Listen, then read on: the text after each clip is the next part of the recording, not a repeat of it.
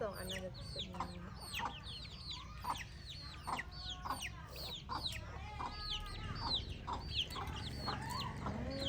อะไรทุกคนทำใหญ่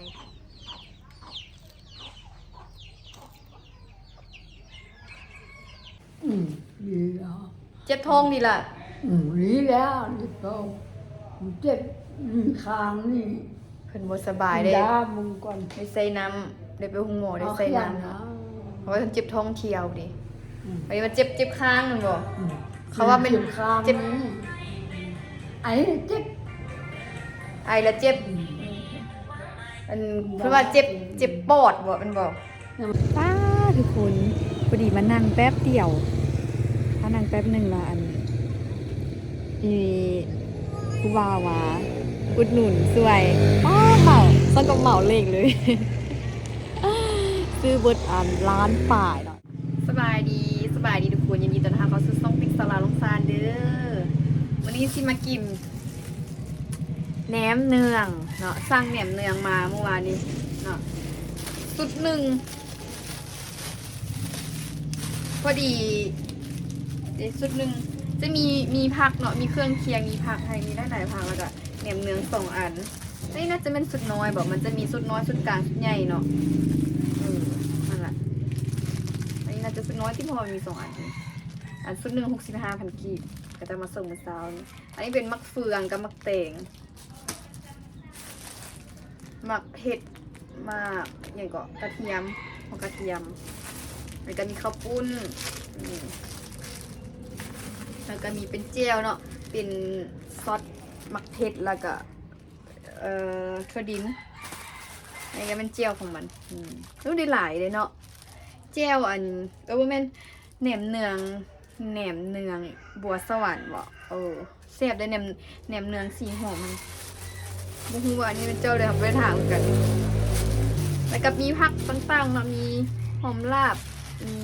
สลัดหอมป้อมหอมแพรวมีหลายผักอยู่เนาะได้หลายอยู่เดี๋ยวสิมาจัดใส่จานกิน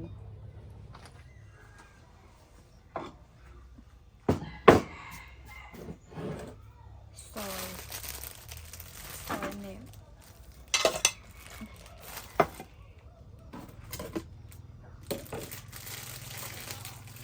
พอดีหิวเขาสวย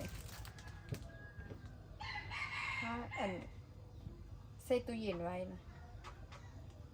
ท่านกินหันแบบว่าฮ้อนๆนี่ก็แซ่บดีนะ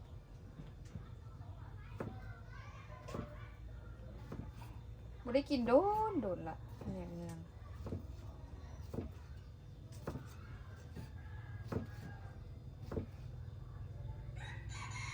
ตะกี้นะกินก็ทุกมื้อตอนอยู่เวียงอันนี้ก็เป็นซื้ออยู่เวียงมาซื้ออยู่เวียงจันทน์แปลว่ากระเจ้าฮับยุ่งหั่นนะ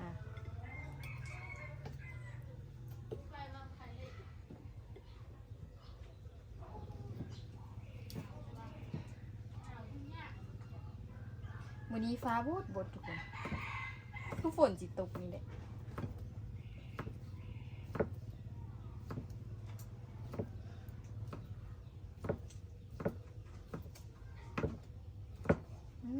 หิวข้าวดิหอมอันนี้นะ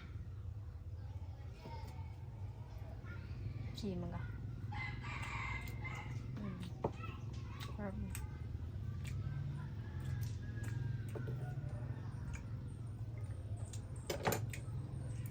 น้ำเจียวกับแหนมนี่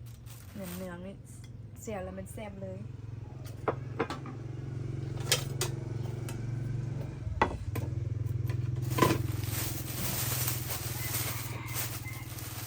มาจัดผักกันจัดผักพันอุ้ยคือบ่มีแผ่นอันนั้นเนาะมันลืมว่ะแผ่นอันเขาเอาแผ่นอีกอย่างก็แผ่นย่อเวียดฮะนะย่อพันเวียดฮะนะโอ้สงสัยมันก็จะลืมให้บ่นี่หรือว่าเดี๋ยวนี้บูมีวะธรรมดาพันแหนมเนืองก็ต้องมีแล้วเนาะมีแต่พักพันให้เนาะแผ่นย่อฮะนะแผ่นมันต้นวะแผ่นย่อพันแหนม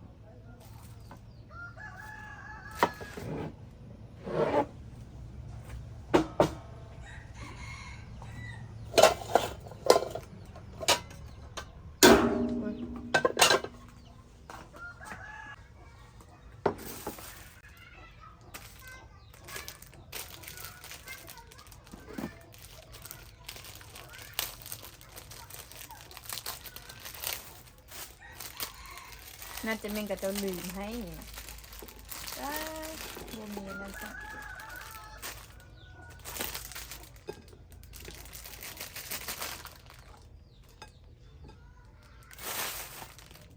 ตักเลยตักละ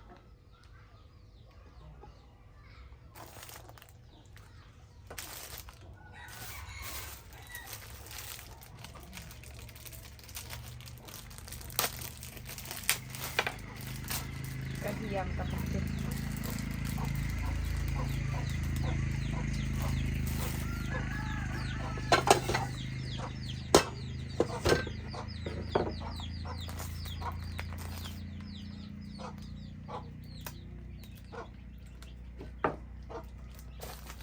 เผ็ดแล้วค่ะโอ้ย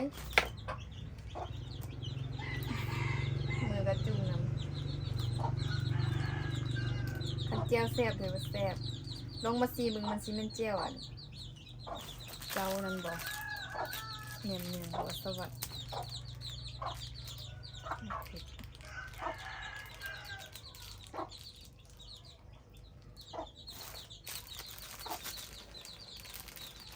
สวัสดี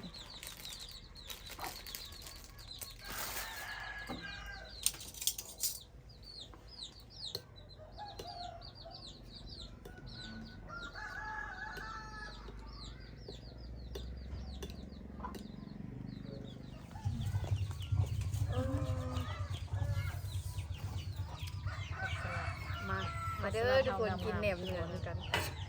เขาลืมเอาแผ่นย่อเฮ้ยนะคะว่าบุเห็นนี่ แม่นส แหน ม ม อง เนื้อ อุ้ยคือบุทวง อ้าวที่ห่วงนี่แหละ คือเห็นเป็นโกเป็นโก อีกโก้นเลยเอาก็อยู่ในถุงเลยนะสิ แม่นอันนี้นี่นะอันนี้เป็นบ้านเราเองคือ กับป้าเองละเนาะ ที่แม่เราสิ งั้นมันลืมฉันอยู่นะเขาใส่ถุงใส่ลำพังมาธรรมดาก็ต้องมีแค่นั้น บุถามคือ อ้าวเขาหิ้วมาบ่เป็นเขาว่าเฮ็ดขาย แสดงว่าเขาก็แต่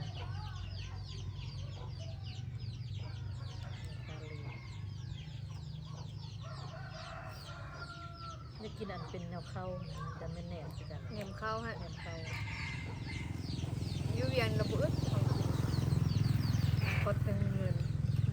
แล้วอยู่บ้านนี่นะไม่ค่อยมีของกินยังหลายปันใด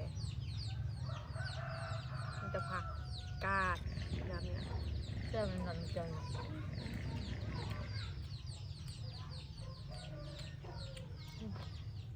ของเ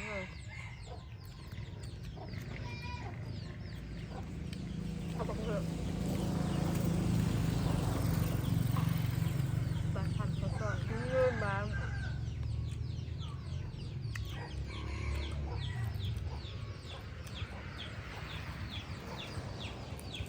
มะเฟือง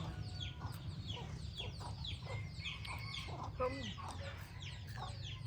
บุส้มก็เนี่ยส้มอ่ะ ถ้าบนส้มแซ่บ ขอบคุณก็ได้เยอะ เขาก็ให้น้อยแนวละน้อยละเนาะ หัวเดียว อันนี้2 อันน่าจะสุดน้อยไม่ได้กินโดนดุนละ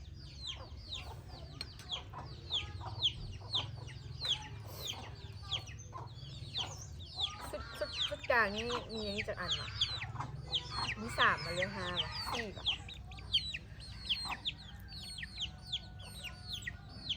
อันนี้มี2 อันน่าจะสุดน้อย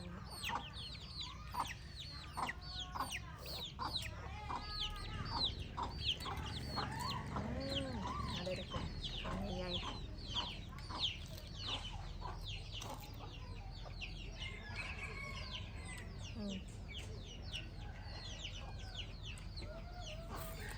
กล้องของน้อง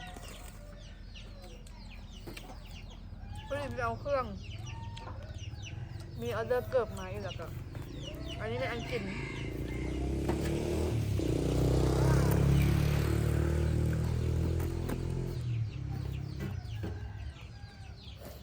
ลองใส่ ฟังคนเมืองก่อนใช่ไหมนี่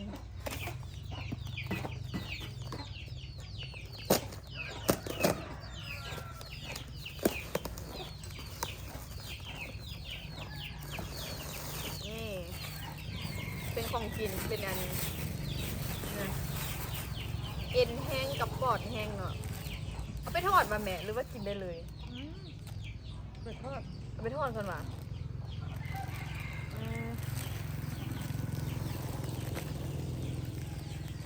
ซื้อย่างละ3 พวงมีเอ็นกับปอดนะเอ็น3 พวงปอด3 พวงอันนี้มันปอดอย่างตี้คุณปีโป้เพิ่นหอมไหมเนาะใช่ปะอันนี้มันเอ็นงัวอันนี้มันปอดพวงนึงนี่มี10 ต้องเป็นว่า10 ต้องได้1 2 3 4 5 6 7 8 9 10นั่นแหละ10พวงนึงมี10 ต้องทั้งหมดนี้มันถึกอยู่แสนปลายเนาะมี5 พวง6หาสั่งเนี่ยละ3 เดือนเวิร์ดสุกดิบ่หรือว่าสุกแล้วอันยังเนาะต้องไปทอดอีกยังดิบอยู่นี่เดี๋ยวแม่ปีโป้เดี๋ยวแซ่บแต่นี่กินกับข้าวเหนียวฮ้อนๆนี่นะเดี๋ยวอันนั้นทอดกินกับข้าวให้อีวันสิเอาย่างละ5ละย่าเลยลองเอามาย่างละ3นี่ก่อนกลางตลาดแล้วอุ่นน่ะ10 ต้อง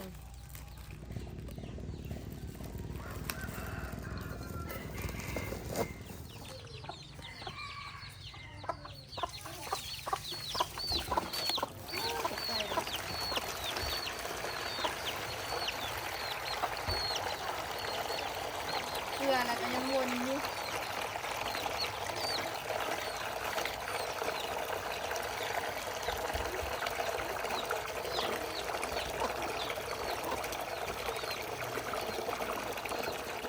มาล้างถ้วยแล้วก็เอาไปขายเลย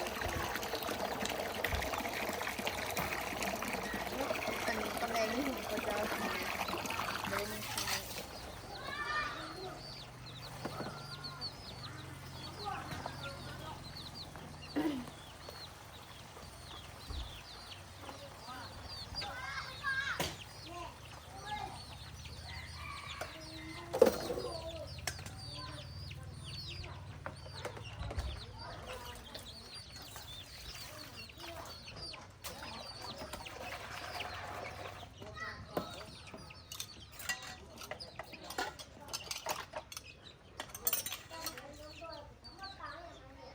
วันนี้ก็จะขายยางเนี่ยวันนี้โอ้สิได้เป็นนางดมยางแล้วยางพลานะเมื่อกี้ก็จะกลายมานี่ก็ยังนั่งกินอันแหนมเนื้ออยู่นี่ อาบน้ำละเด้อเดี๋ยวมาหัวดเอา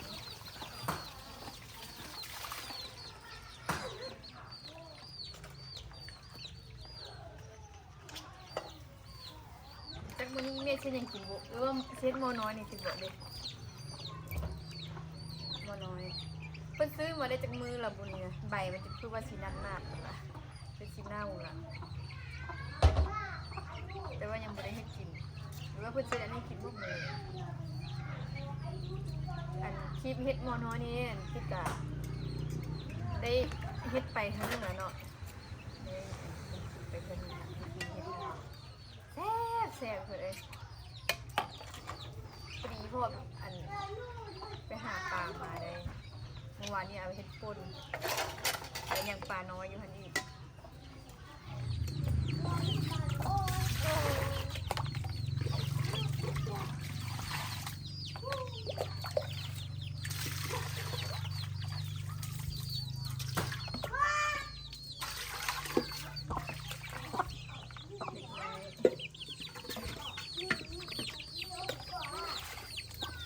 ใกล้กับพวกใกล้แล้ว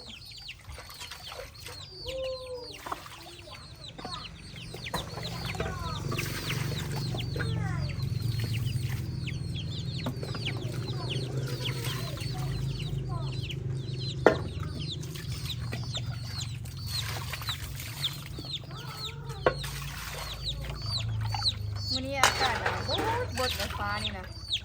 คือตกแต่กับตกมันบดอันนี้เรายุ่งยากมันเป็นคือห้อนหนาวผู้ดียุ่งยาก มาฮอดอันนั่นเป็นเกียร์ละเบิ่งโอ้ยเบิ่งติ๊กต็อกอันออกมาขายเลขละไปเจอเอ็มดีแล้วว่าเอ็ม ดีแล้ว เจ็บท้องดีละ